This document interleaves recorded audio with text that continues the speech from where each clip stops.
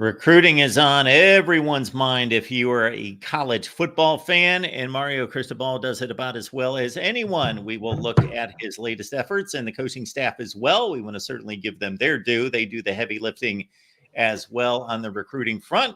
We'll talk it up here at Canes Live right here at the Voice of College Football.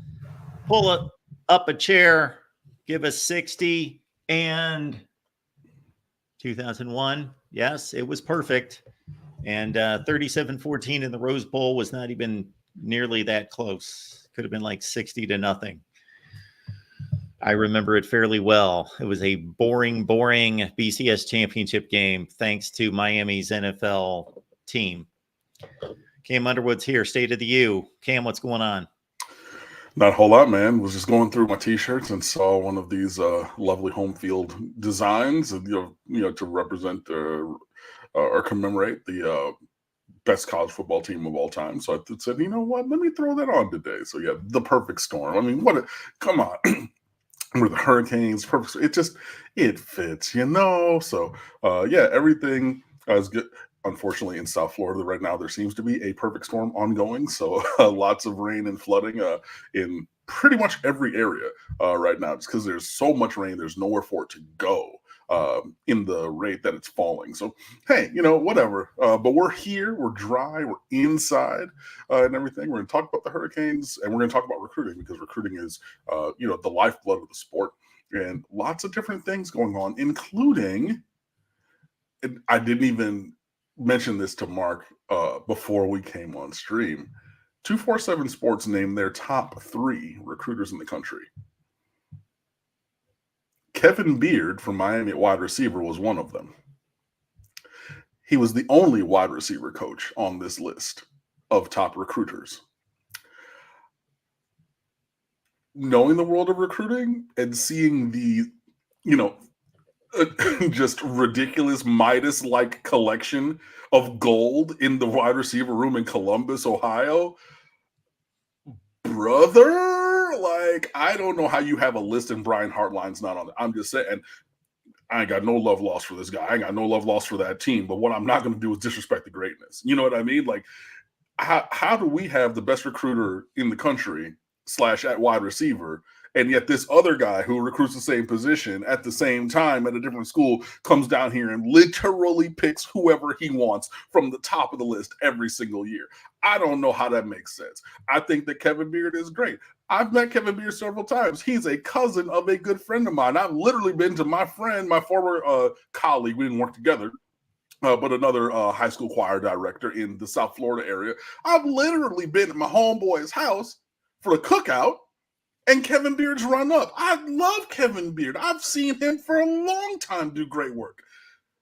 But, we ain't got a lot to kick it. But I think that there's an opportunity for Kevin Beard to maybe show and prove his recruiting acumen, even as early, well, not this week, but a currently ongoing situation, if you will. So, yeah. I understand possibly making a selection. Let's say if there was, and I'm trying to think of a good example, there was a run of Indiana running backs about 7 to 8, 9, 10 years ago that was really impressive for about 3 or 4 consecutive backs that went on to the NFL, where it was a school that had history, tradition, prestige issues, and there was a really good position coach who was able to somehow break through that and make a name for himself. But that's not the situation with Kevin Beard at Miami. So, it's not like Wake Forest has pulled in a ton of great string of cornerbacks, and it's like, well, this position coach is really getting the job done beyond his resources and abilities. But yeah, Brian Hartline.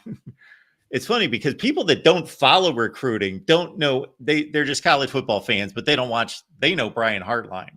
Like, his name's all over the place.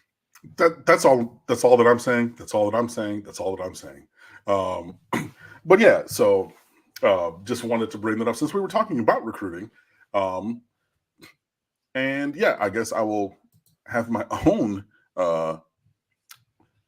segue there. So wherein can Kevin Beard start to make a splash to to match the level of that list where he's a top or near the top nationally. And look, I think that he does a great job. He clearly has relationships on the trail and things like that. But like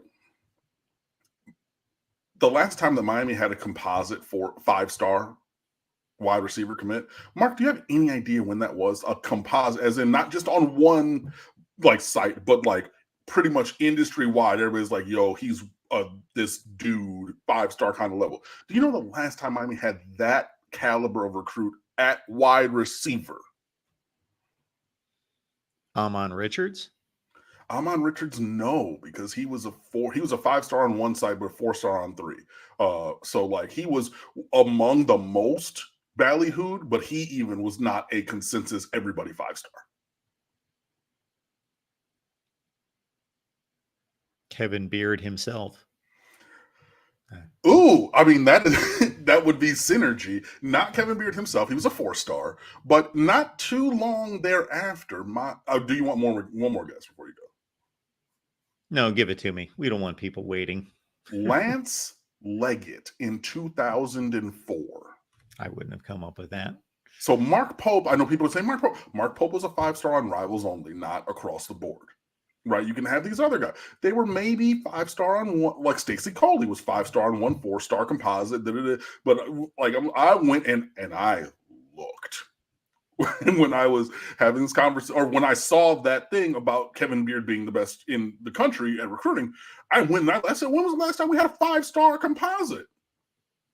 20 years ago, guys.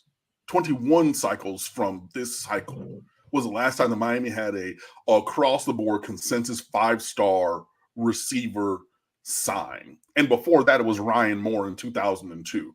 If you remember that name, number 85, throwing up the Heisman sign early in his first game as a redshirt freshman alongside I'm a freaking soldier, Kellen Winslow at the time, right? So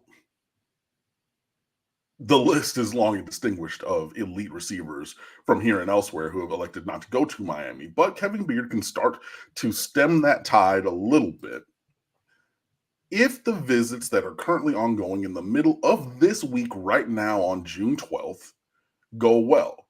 So yes, there are official visits that have gone on, like last week, and we talked about Elijah Griffin, a top 10, borderline top 5 player in the country, leading the way there. Gavin Nix from IMG, Luke Nickel, your quarterback in this class, several other guys were on visits last weekend. But in the middle of this week, right here, right now, the two people who are visiting are Vernell Brown III from Orlando Jones High School, who profiles as a wide receiver, 5'11", 170. And he's shooting up the rankings. He was in like the 125-ish range, I want to say, 2 updates ago on 247.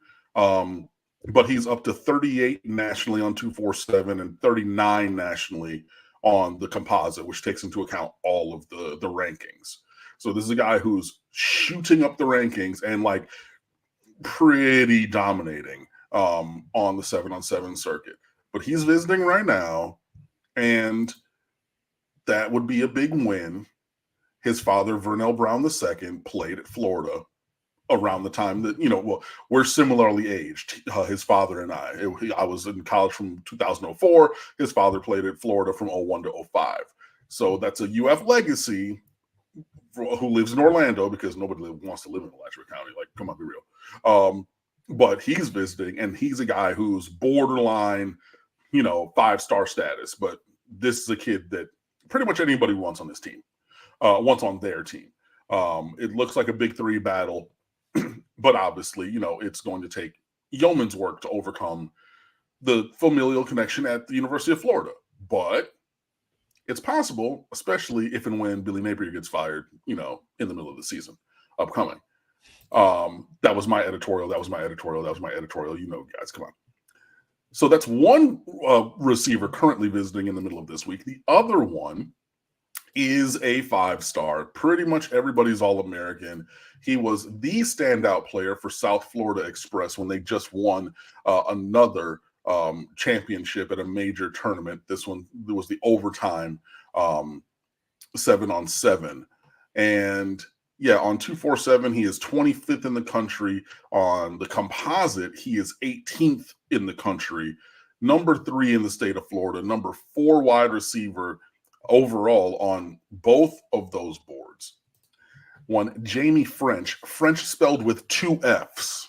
I told you this story about this kid before when I worked at Miramar, and his mom came to pick him up and spelled the name or said French, and we're looking, and then she was like, "Oh, it has 2 F's." And we're like, "How do you not?" So I've already mentioned this guy, but everybody's All-American, everybody's 5-star, pretty uncoverable at the overtime 7-on-7 this past weekend.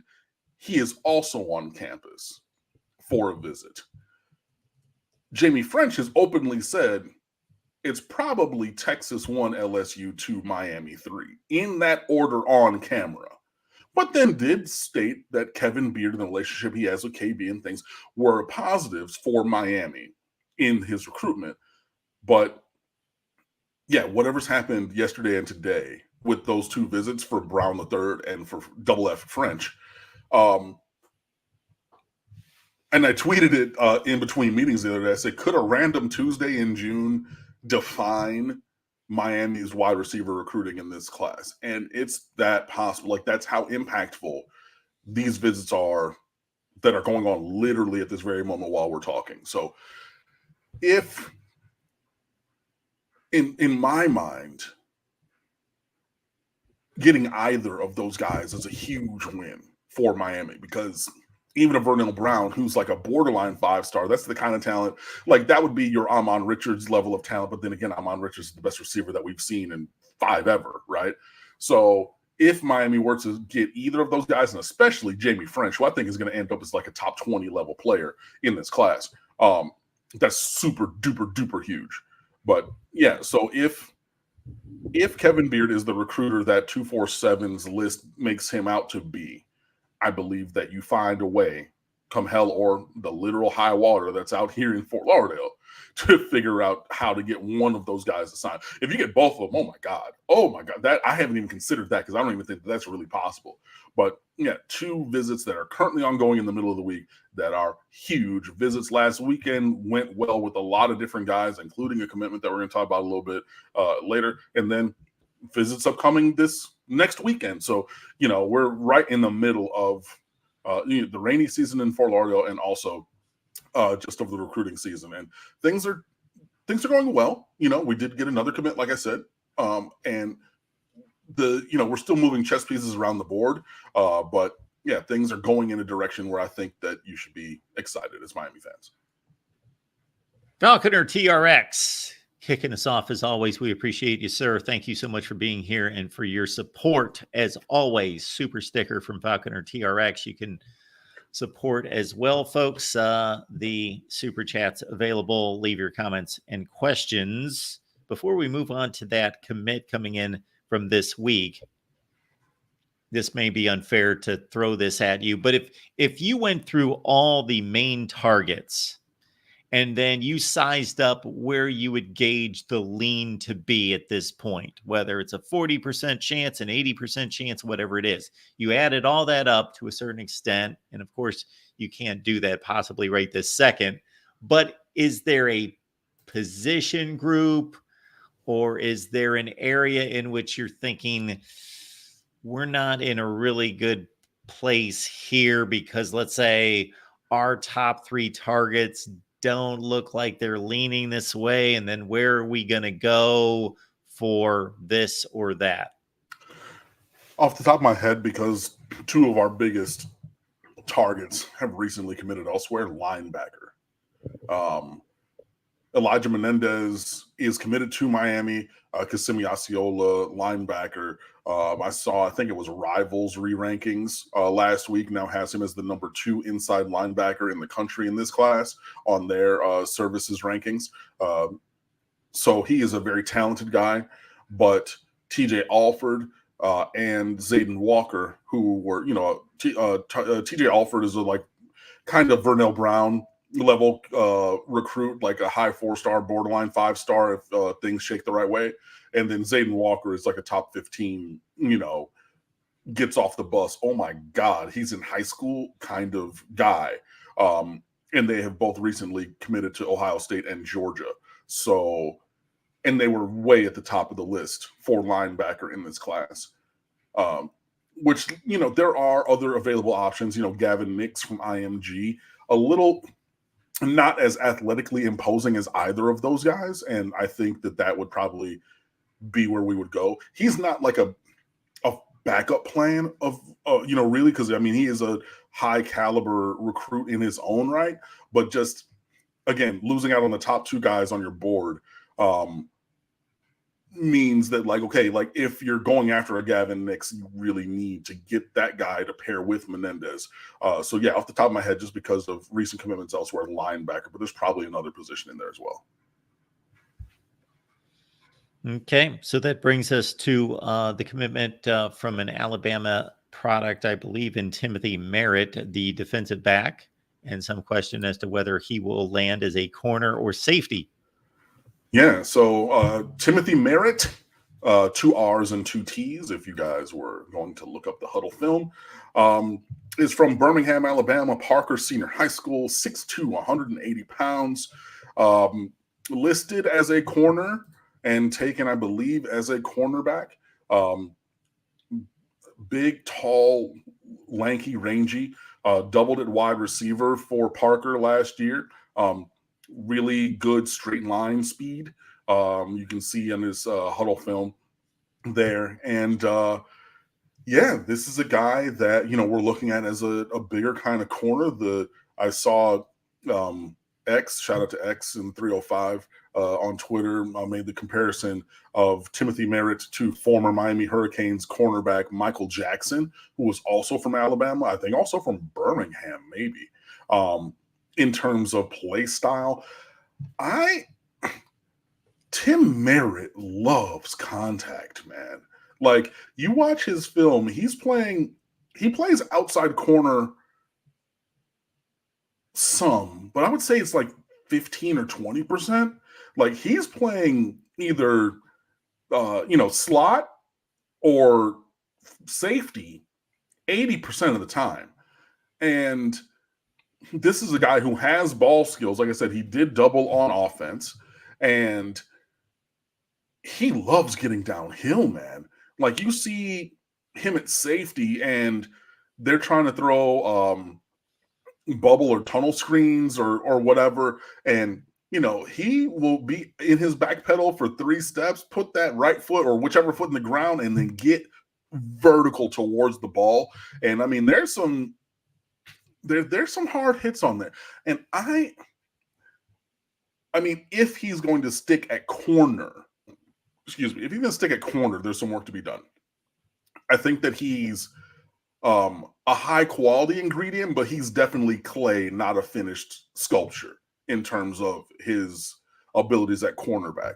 But Chevis Jackson was the lead recruiter, as you see right there, just visited last weekend. Chevis being a bigger, taller, lankier cornerback himself, you know, kind of sees Tim Merritt in that same kind of a way, to my understanding. I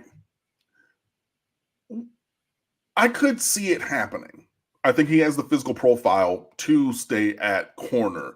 I think to a measure, you're almost trying to make a square peg fit in a round hole, because I think that him inside, either if it's like an overhang, you know, a defender or safety, I think it's a seamless fit already right there. But 6'2" corners, you know, they don't happen often. And if you're able to be proficient at that position, at that size, like, you know, that can really be a game changer, you know. So it'll be interesting to see. But yeah, this is a player with a lot of ability. You know, again, Birmingham, Alabama, you go into the heart of SEC country to get him committed. Now, it remains to be seen if he actually signs. Miami has gone into the Deep South several times for several guys. Remember, Traquan Fagans was committed to Miami before he ended up, I think he signed with USC, Southern Cal, Fight On. Best fight song in America by far, by the way. And then guys like Landon Ibieta the slot receiver from Louisiana, and all of a sudden at the last minute, LSU comes in with his dream offer. They were like, "We're not going to offer you. You're too small. You're whatever." And then they came in with an offer at the last minute, and then he goes there. Kevin Riley, the running back in the last class from Tuscaloosa County. Miami had him committed forever from Tuscaloosa County, Alabama, like the high school in the county of, where the university is. And then all of a sudden at the end, it was like, well, we actually do want you to come to Alabama. And, so those are just 3 examples over the last 7 years-ish of times when Miami has gone into SEC country, gotten the commitment at whatever point of the process, but did not end up with that player on the roster down at the end. Now, I know you're thinking to yourself, Cam, we got Dylan Day from Southern Lab School in Baton Rouge, right? We're on the campus of Southern University, the HBCU down there. True. Yes, we did. You have other guys in the past. Reggie Wayne is from the boot. And we didn't read. Yeah, but you're going back 25, 30 years now, guys. There are examples, but it is an ongoing battle always in recruiting, but especially when you go and you play and you have a national footprint and you play these away games and you go and win them early in other people's territory, you still have to maintain that relationship. I've been watching a lot of Civilization, Sid Meier's strategy game. They just announced Civ 7 the other day at a gaming expo. But, think of it like you have your own empire, like the state of Miami, and then you have a random outpost somewhere. Loyalty pressure on that is going to be crazy. Why? Because it's not here. So you're going to have to continue to send envoys. You're going to have to maybe have a resident military over there. You're going to have to continue to have a presence to this spot out there to make sure that it's connected to your empire, even though the proximity is really not close. In the world of recruiting, it's a similar kind of a thing. I love it. I think that going and getting Tim Merritt fits in this class. Now, I do believe he might be a 2-year project. I'm not going to really even say 3 years, because if it's a 3-year project thing, then that person's not going to be on the roster at that point, because I do think that he needs a little bit of refining. So maybe in the middle end of his redshirt freshman year, we could see him starting to hit the field. But, there's still a ways to go to get him to sign, but I just wanted to put that out there. USC's fight song is the best. Where would you rate Miami's? Bottom third. I don't really think that, musicality wise, it's there, as in they did a lot of, it's almost like going to a gourmet restaurant where you can tell all of these chefs are French trained, and oh my goodness, their brunoising of the vegetables is incredible, but the flavor isn't necessarily there. So you're doing all this work, but to what end? I think, Miami's fight song is a little bit like that. There's a lot of florid musical figures and things. Okay, well, and then it pivots here a little bit and it does this and it highlights this and that. But I don't necessarily think it was the most well-crafted piece in the world. I will say, when I was growing up, I'm from Detroit, if you remember, everybody and their mom played the Michigan fight song, Hail to the Victors, because it's 6 notes, right? And let me see, so, do, re, mi, fa, re, mi, fa, sol, la, so, la, do. It's literally 6 notes the whole way through. And I had a good friend in my band in middle school, and he was like, hey, Mr. Miller, my band director in 6th grade, Jesus, I just pulled that name out of thin air. He was like, why can't we, I'm a Sparty fan. Why can we not play Sparty's fight song? And I'll never forget it. He goes, oh, that's too hard for you guys. I said, what? He said, oh, no. They actually wrote music for the Michigan State fight song. The Michigan fight song was let's put the first 5 notes in a row together because it's at a basic level so everybody can know it, play it, and sing it. That's that. But the Michigan State fight song, it starts with, listen to the Michigan State fight song. It starts with these incredible trills on the flute. It's oh yeah, arpeggios all over the place. It is not a beginner-friendly song. And I just remember my friend, he went out to recess that day. We're playing touch football, and he's like, I'm going to be Michigan State, and y'all can't play our fight song. I was just like, well, yeah. So something similar to that. So to the musicologists, they can brag about the Michigan State fight song. However, to the masses, there is effectiveness and simplicity to say we're going to put together something that people are going to be able to replicate and want to play because they can do it, and the masses are going to be able to catch on to the hook, and it becomes iconic. Absolutely. And like, not to go even further, to go further, but then to end it here, like, music and rhymes and things are how like societies have propagated information since forever, regardless of your faith, right?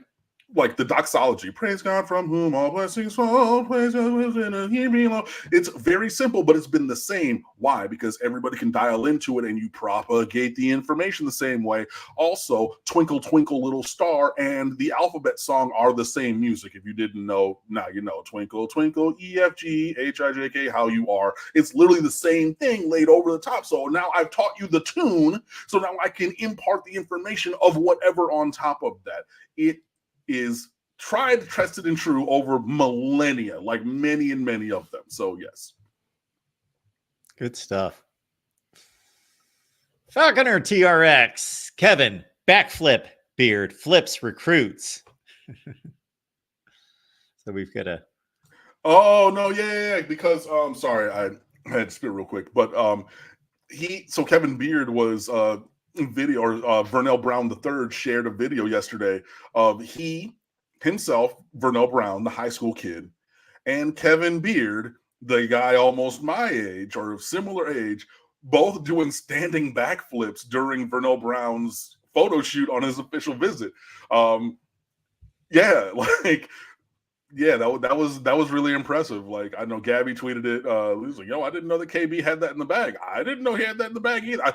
I think I knew that he had that in the bag previously. I didn't know that at 40 something years old, he was gonna just stand there in slacks and a quarter zip and then bust out a standing backflip, but did. It was really impressive. Mighty impressive. Reminds me of, didn't Michael Jordan throw down a dunk at like 50? Yeah, something like that. Marquez Johnson, who played at UCLA and with the Lakers, I think he's 74 or 76. And I say that because he comes on Twitter and shows that, and he's like 6'8", but still, but every year on his birthday, he goes out into his backyard and dunks on a 10-foot rim at whatever age. No, it's like I was walking in the park the other day and I went over and I shot a couple buckets, and I went and I looked and I was like, man, that 10 feet is higher than it used to be, brother. Like, but yeah. That reminds me of, I've looked for this on YouTube. I've not been able to find it, but I was a Cowboys fan a long time ago. Okay. And Roger Staubach, there was like an NFL Films where there was like a Cowboys reunion and they played a flag football game, and Roger Staubach's like 72 years old or something. And it's like, this guy's on a regulation football field, like throwing outs, beautiful shots. And it's like, of course it doesn't have the velocity that it did 35 years ago, but it's like, wow, when you are that great of an athlete, it was like, wow, look at this dude. He's like 72 years old and he can throw like these just beautiful out routes, and he's just got the spin on it and it's perfect. And yeah, crazy. Nice. All right. Rock and Rant. Appreciate you being here at the Voice of College Football. Thank you for your contribution. Contributing to the Just Say No to Genetics 56 Fund.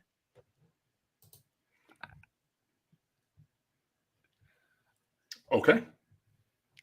I have an inkling of who you may be alluding to, but I don't want to say because I may not be correct. I believe that's a Twitter handle of such, but I'm not positive. So, Rock and Rant, thank you for the contribution, but not exactly knowing what you want to communicate by that, except for not promoting that particular Twitter page. Okay. Falconer TRX, Miami fight song. at the Orange Bowl. Welcome to the jungle. Yeah, I mean, that are in the air tonight, both. You could joke. I just went over to the chat. I see George was, talking some noise. It's like, hey, relax, Cam. I'm like, bro, I saw it and I just kept scrolling. But yeah, there are a lot of different things. Sorry, I was just thinking back to all of the media I consumed about the college football video game. Very upset that Enter Sandman and Jump Around were not able to get licensed. I know that Metallica has like long been against licensing their music for things of this nature. So like you won't see that for the Virginia Tech entrance.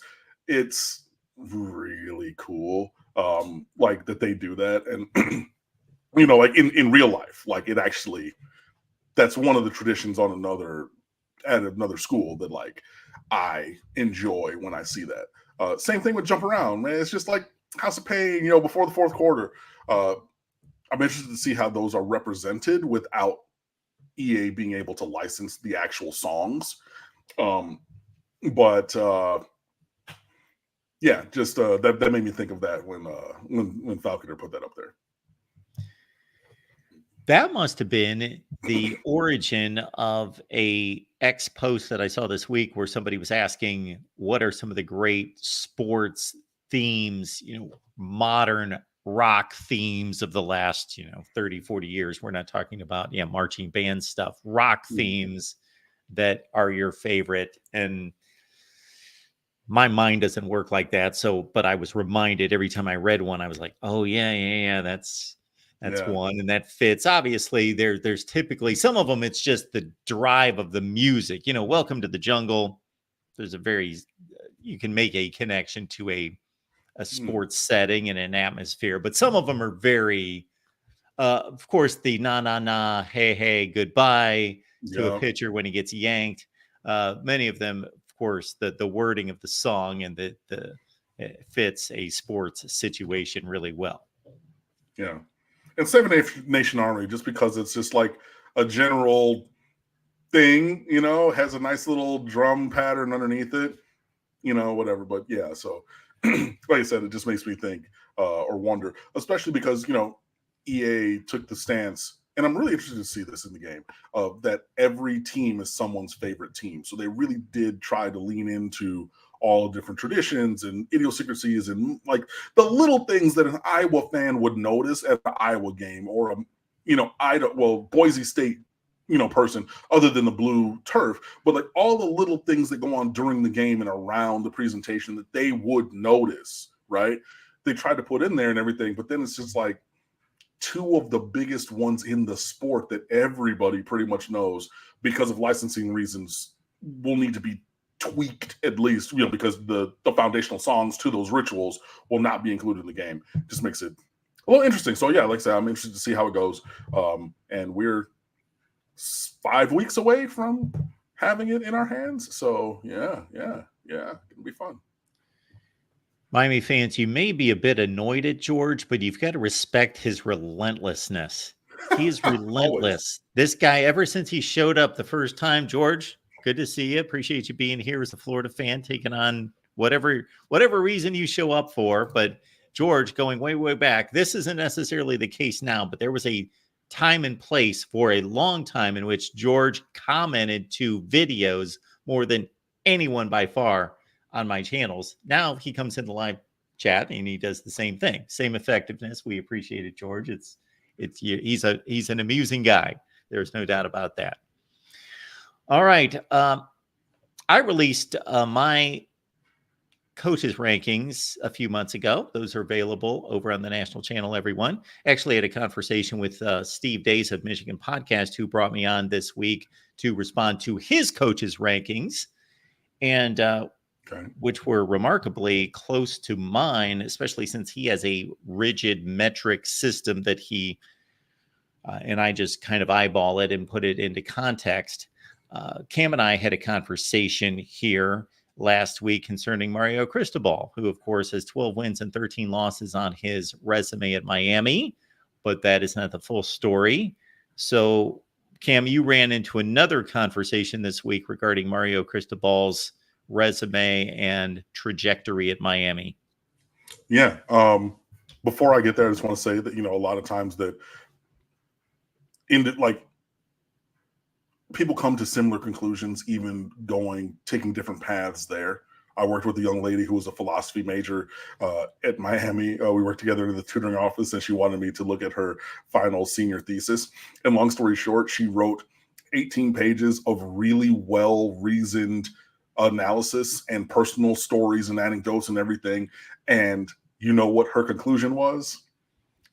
I think, therefore I am. And I was like, oh, cool. I didn't know I was working with Rene Descartes. And she was like, what? And I was like, we've seen, but like, she took her own journey. Like, she didn't even reference it. She hasn't read any, but like, got to that same place. So I say that to say that, hey, we have so much knowledge base that's together where even if we take different paths, you can get to similar kind of, conclusions and thoughts. So maybe that's what happened between the two of you.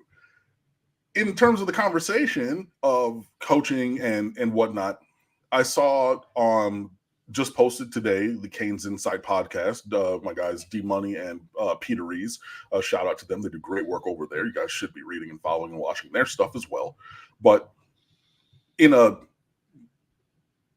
kind of more polished way, because, this is an organic kind of a show. Like, sometimes we have some topics, but I'm really kind of iterating things live and just kind of, bringing me to the screen and things like that. There will be some times where I do like serious, okay, I've done this research and then I present that kind of stuff.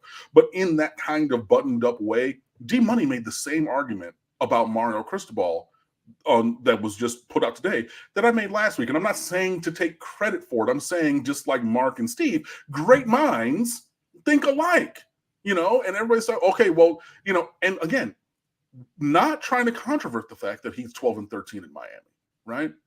But name the last coach other than Mario Cristobal who won at FIU, especially in spite of Pete Garcia, one of the worst administrators we've seen in the world of athletics pretty much ever. And again, putting guys into the league, right? And I know, look, it's FIU. I'm not saying that it was, oh yeah, he won every championship in the world for 27 years. But if you get that program to the level of success that he did, Mario Cristobal, when he was there, that is noteworthy. When you then take that and then step up to Oregon and have the success that he had there, that is noteworthy. And it is still on his resume, even with 2 seasons at Miami that have not had the success that everybody might want. And I know we are looking, and especially on here, I have spoken about Mario Cristobal being a dogged recruiter, looking at the rankings and saying, okay, the years that he's had full cycles, it's been top 10. I'm sorry, top 8, because it was like 8-5 or 8-4 the last 2 years. Like, we know all of that.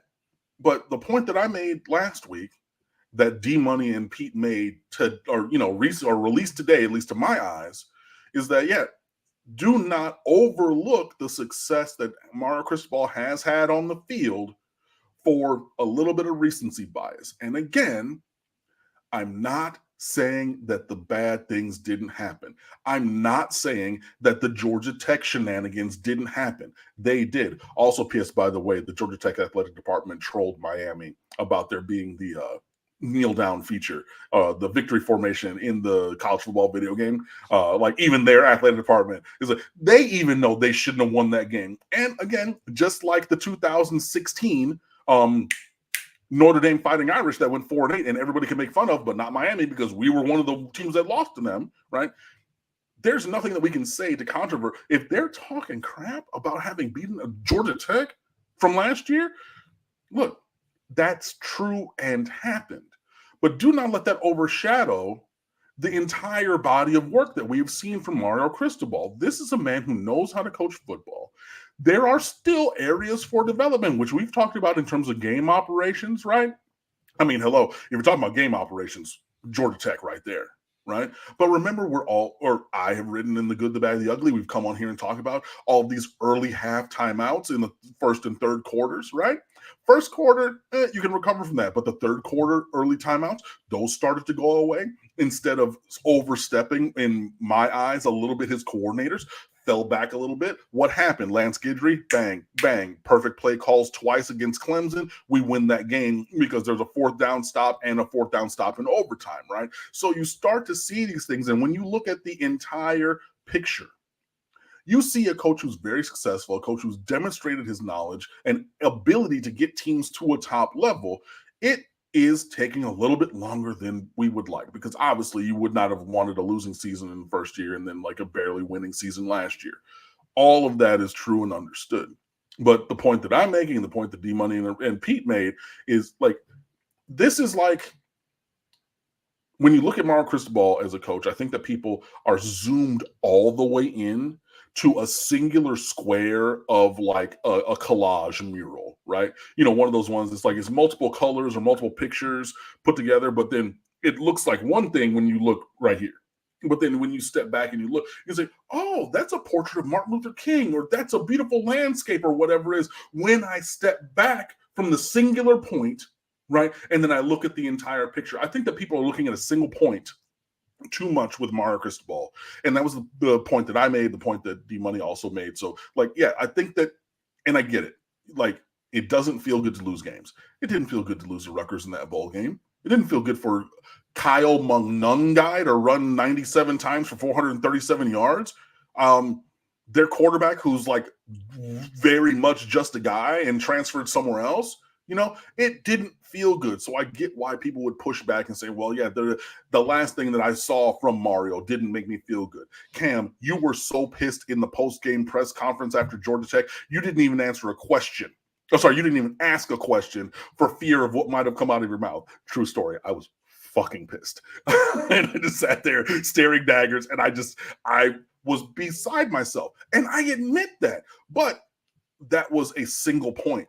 That was a single square of the collage, not the entirety. And I think and hope that, well, I think you're going to see the trajectory that we've been on continue this year, and Mario lead this team and program to a level of success that he is yet to have here, which is kind of a low bar because, you know, 7-6 ain't much, you know, to shake stick at.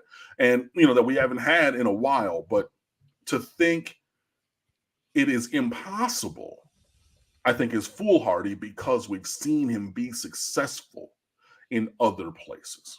And I shared that. I saw D-Money, you know, had that same kind of a conversation. So, yeah, again, not taking credit for what he said, because, again, a very smart guy. He's a lawyer, you know, all these kind of things, right?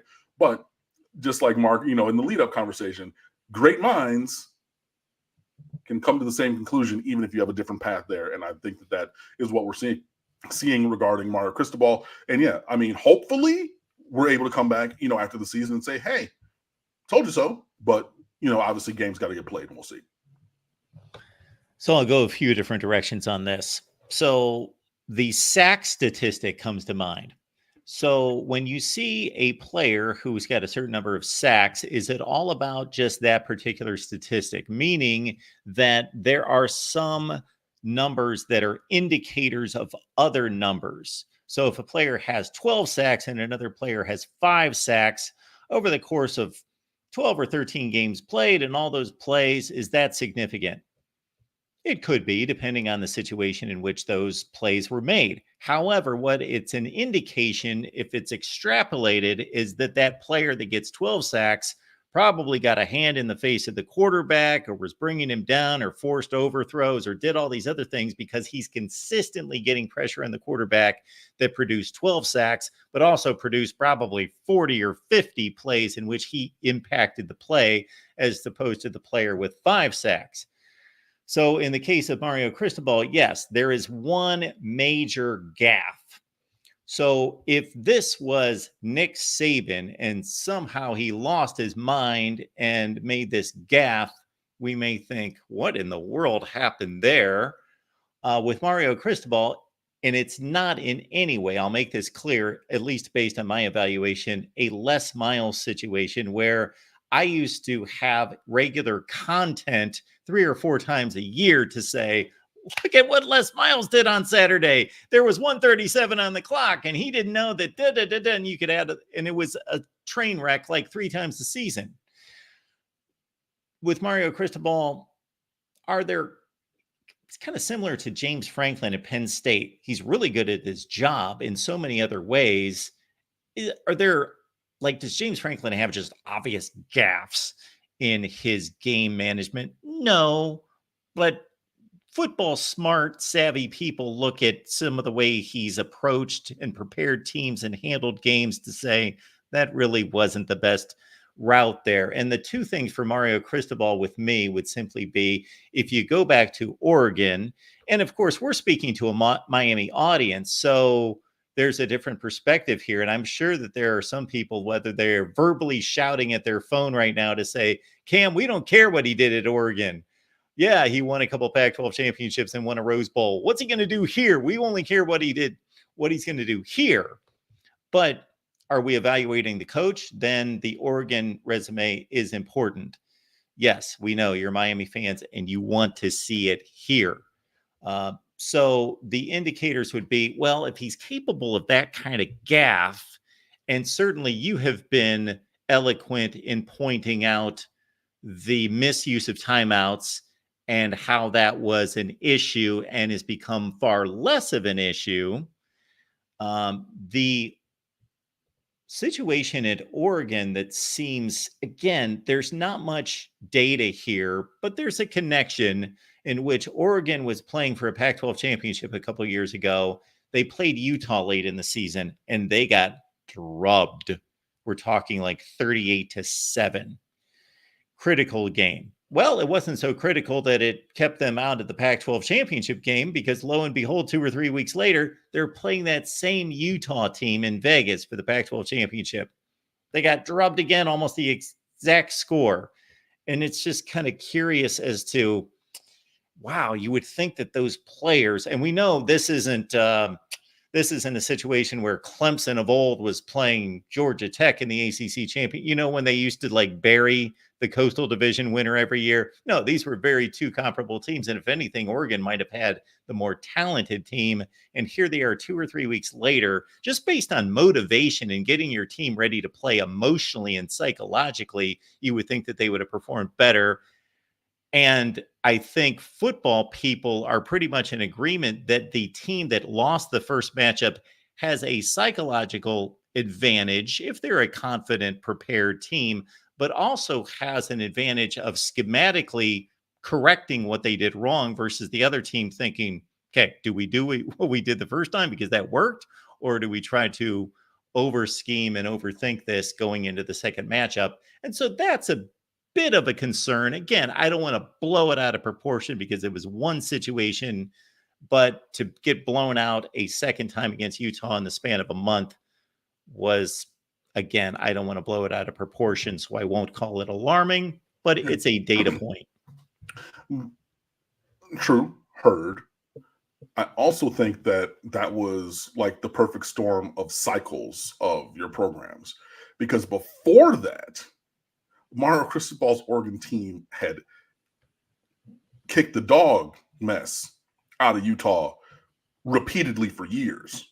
Like, Utah was like, the little brother who finally lands one against the big, or like, the little cousin who finally lands one against the big cousin, and was like, yeah, but they had to take time because, like, yeah, Oregon was the big dog in that with Mario Cristobal out there, right? They won by 20 something points a couple years in a row before that. But yes, true, I hear you that, yeah, they did lose.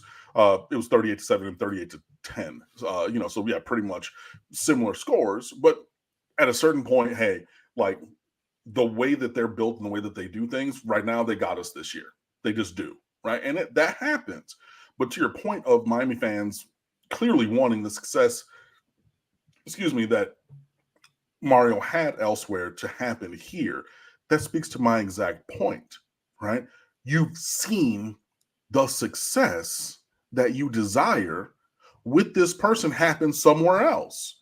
That's why you're saying, hey, we want to see that here. Well, we don't care that you do care that it happened somewhere else. Otherwise, you wouldn't have been really bought into getting rid of Manny Diaz to bring Mario in here, to be perfectly freaking honest. So, like, we just need to admit that to ourselves collectively. There are a couple super chats from Mohammed um, in there, and as Mark goes to find them, I'm not going to disagree with you. If Muhammad says, for me, Cam, it's not about his record here only. It's how he's gotten to the record. His on-field game day has left a lot to be desired. He's been horrible on game day for 2 years. I hear you, brother. I agree. And we've talked about that, like, on this channel. I've written it on State of the U. Like, yes, things need to get better. And it's not only about that, right? It's not only about the record, but the process as well. I hear you, right? But again, to the point, we've seen the process and the results meet and exceed our expectations elsewhere. And that's where hopefully things are going to go, while still being able to be critical of what happened, but not being singularly pointillistic about it and saying, okay, well, this is the entirety of this person, of this coach. There is nothing else that is potentially possible or anything. I don't necessarily think that'd be true. Why? Because again, we've seen him have success at these other places. So both things can be true. He has been successful in the past to the level of, not national championship, but, conference championships, Rose Bowl, things like that, division championships, playing for multiple Pac-12, when that existed, championship games and things like that. But that has not happened here. And so, yes, we can both celebrate or look towards the North Star of the successes that did happen elsewhere, and also be critical of the process and results currently, as we hopefully push to develop the program or watch Mario develop the program, because we're outside, he's inside, but watch that development happen to obtain the success that we've seen elsewhere. So yeah, we've seen Oregon blowing people out. We've seen them play for all of these type of things with him at the helm, and he needs to dial that kind of coaching and leadership and guidance in to have that happen here. 100% agree. I'm not hand waving anything that has happened at all, but just saying we need to look at everything that he's done as part of the evaluative process. Not only the fact that for 2 years it has not met our estimation, and during those 2 years, to your point, his on-field operations have left much to be desired. But even with that being the case, I respectfully submit that we have seen positive growth along that path. And especially, I think that bringing in Lance Guidry and Shannon Dawson last year, after 1 year here with other coordinators, they thought that was going to go differently in my head, from Hitch. Like, yeah, I saw that going differently. Cool. So what we're going to do is change that out, bring in some other guys, and then make that different that was in my head happen. So there are steps along that path. But again, a small step is still a step, and there are still miles to go. But I believe that we're marching in the direction that we need to be going. So ultimately, all that matters are the wins and losses and what the record is and the championships.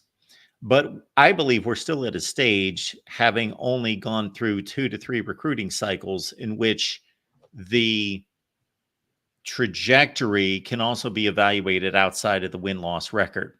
If we were 7 years into this and Mario Cristobal is racking up top 5 recruiting classes and going 7-5 every year, there'd be like, okay, well, there's this obvious disconnect that regardless, Texas, Charlie Strong, Tom Herman, Texas, top 5, 8 classes coming in year after year. Oh, we're still going 5-7. What's 7-5, 5-7? What's going on here? This is not what, but we're still at a stage in which I believe, this is all opinion, that, okay, the trajectory of the recruiting should be taken into context and consideration to say he's not had time to show whether that's going to come to fruition on the field and equal wins and championships.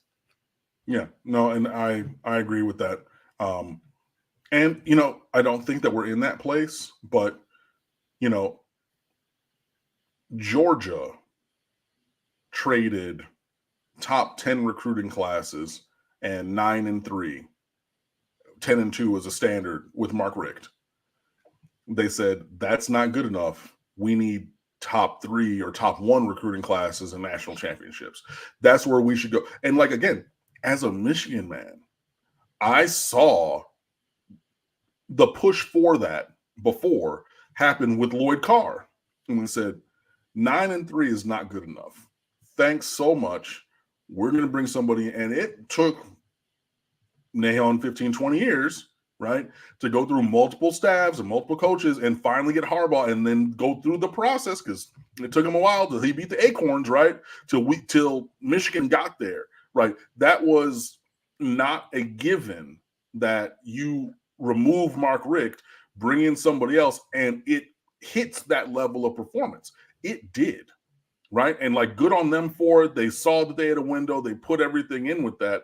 I don't think that we're in a point yet with Mario of Mario being analogous to Richt, where we're having top 8 classes every year going, because we haven't won 9 games yet. So like 9-3 is the floor. We're definitely not there.